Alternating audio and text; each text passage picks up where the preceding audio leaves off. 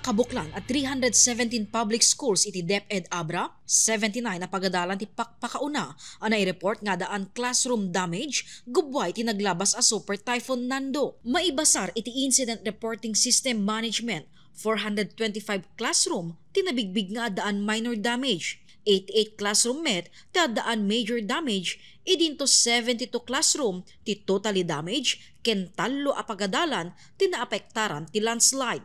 Kaaduan kadagiti naapektaran a pagadalan iti adda iti asideg ti flood prone ken landslide prone area. Pinasyar ti SDO Abra ti Dalagisen Elementary School iti Lagangilang, maysa kadagiti masansan a malayos gapo ti lokasyon na nga asideg ti Karayan. Pagat labes tumeng ti danom ti pagadalan anang dadael ti gamit da. Ma'am dat sanggasat na digi nam na maamingahan nga pakaabutan na abot na latta.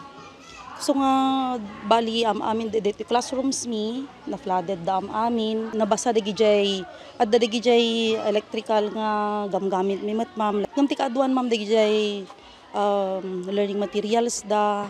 Numan pay kasta dakila tulong ti flood control anang si parte posible anakarkaro apan nakalayos da. Very thankful kami met dayta nga naitad kanyami.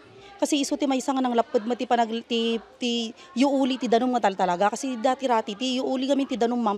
Mismo kami nga daytamin. Karaman pa'y anabigbig ti Sinalang Pilot Elementary School, San Antonio Elementary School, Sinapangan Elementary School, ken Talaytay Primary School, kadagiti pagadalan nga da iti flood-prone area. Dagos met anawaknitan, kenadalusan dagiti pagadalan, babaen met laing iti tulong dagiti miyembro ti PTA. Madaman ti validation ti DepEd Abra kadagiti pampubliko a pagadalan anapektaran iti naglabas a bagyo.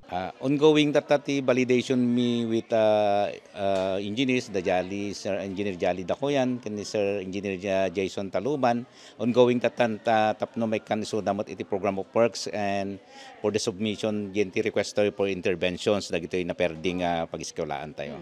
Slope protection ken site development land area tinailungalong a mabalin nga ramiden kadagiti pagadalan nga da iti landslide prone area.